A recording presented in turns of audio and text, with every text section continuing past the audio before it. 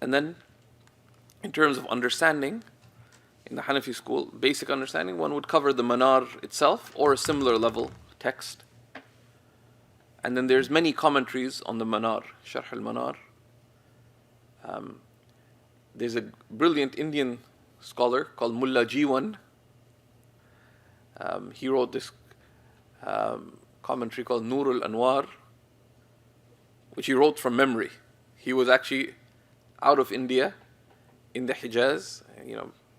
He went for pilgrimage. He remained there, and they asked him to teach Usul al-Fiqh, because he was a great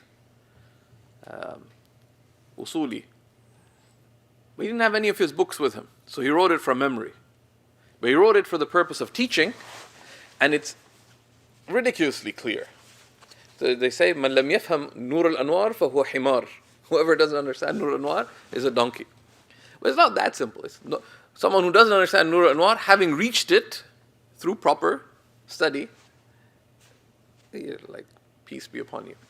But it could come after a while. One of my friends, he's now a mufti, mashallah, he came up and said, "Sidi, I always thought I have bad understanding, but now I know that I'm a donkey." I said, "Why?" He said, "Because you mentioned that whoever doesn't understand the Manar is a donkey." I said, "I didn't say it. I said some Indian scholars have said that." He said, "'Cause I don't understand what's going on." I said, "Just give it some time." And there's other commentaries. Al-Haskafi, the author of Durr al-Mukhtar, has a brilliant commentary on the Manar called Ifadatul Anwar. And that used to be the text. Al-Haskafi was from Damascus. And the ulama of Damascus used to even till recently, that's what they used to cover. But Al-Haskafi, treated ink as a precious commodity, and so he wrote in a very terse style.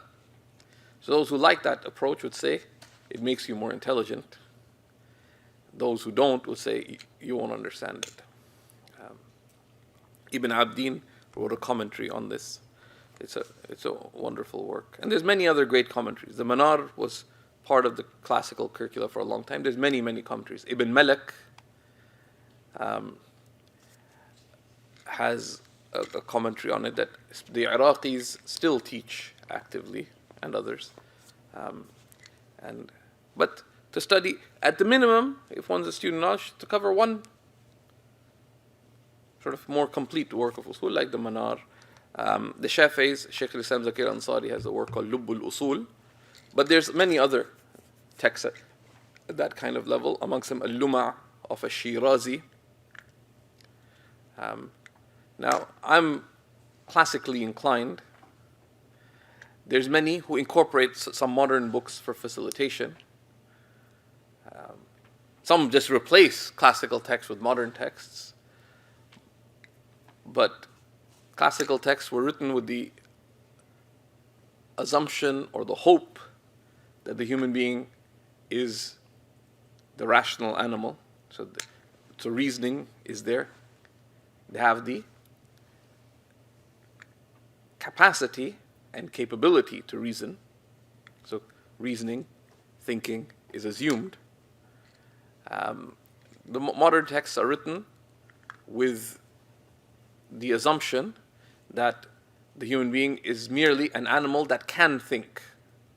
So thinking and understanding is neither assumed nor expected. So they dumb everything down. But the danger is that you come out of the whole experience, sad. Right? Which is, simply, you're simply a dumb person, right? Like you're still you've covered all these things, but you haven't developed the capacity, the capacity to think, the capacity to reason. But the modern books are useful because one, they give respond to a lot of modern challenges and so on, and they simplify things that are difficult. So, but certainly at least the way of my teachers and other scholars that I respect is that the modern books taken in small discerning doses, the right books, because there are a lot of bad modern books too, is that they're useful to clarify concepts, to contextualize, etc., but only by very selectively and only by authorities. Just because there's a modern top book on a topic, be very wary, confirm, is this worth reading? لا إله إلا الله محمد رسول الله